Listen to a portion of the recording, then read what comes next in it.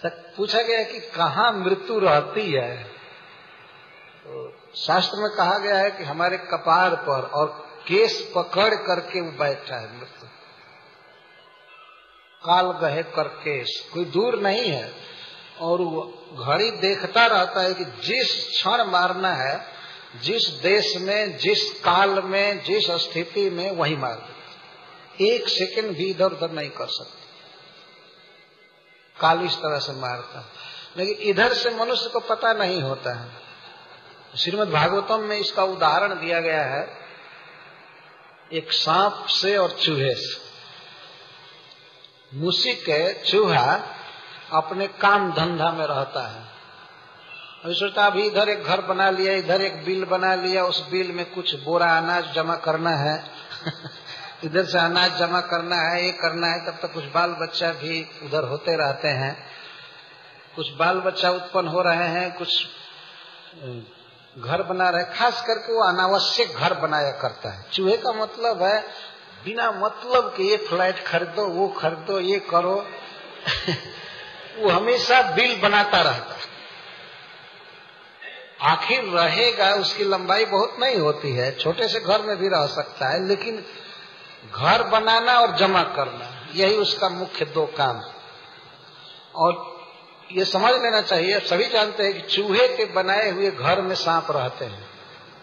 सांप घर नहीं बनाते हैं, थोड़ा भी होल नहीं करते हैं वो, लेकिन रहते हैं घर में।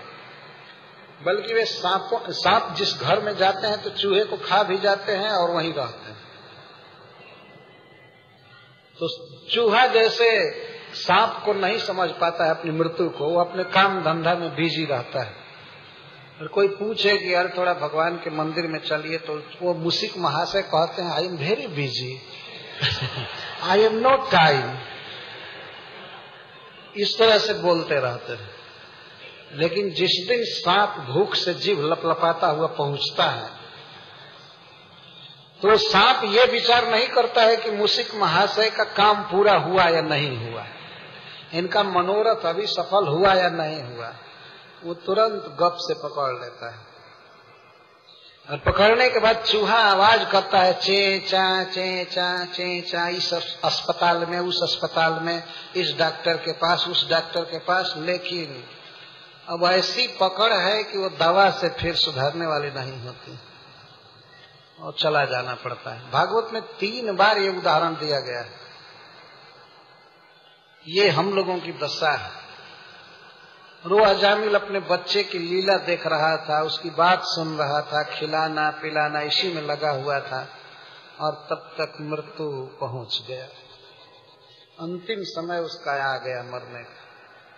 हमें सदा इस बात को ध्यान में रखना चाहिए कि हम चाहे कुछ भी खा रहे हैं, पी रहे हैं, टेलीविजन देख रहे हैं, लेकिन मरना लिखा हुआ है और हम लोगों को तो कोई पता नहीं है कि कब मरना।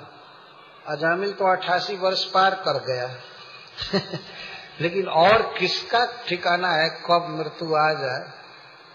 तो बहुत सावधान होना चाहिए, भगवान की भक्ति कर लेनी चाहिए। लेकिन यहाँ अजामिल के लिए सुखदेव गोस्वामी कहते हैं मूढ़, मृत्यु को नहीं समझने वाला, अपने स्वरूप को नहीं जानने वाला, पुत्र में आसक्त, वह मूढ़ है। आगतम अंतकम न वेद, पहुंचे हुए मृत्यु को नहीं समझ पाया। कम से कम बूढ़े लोगों को ये जान लेना चाहिए कि अब मरना है ना। जवान भले न देख पावे, वो अंधा होता है, लेकिन बूढ़े को जरूर देख लेना चाहिए कि अब तो बिल्कुल निकट में मृत्यु आ गई।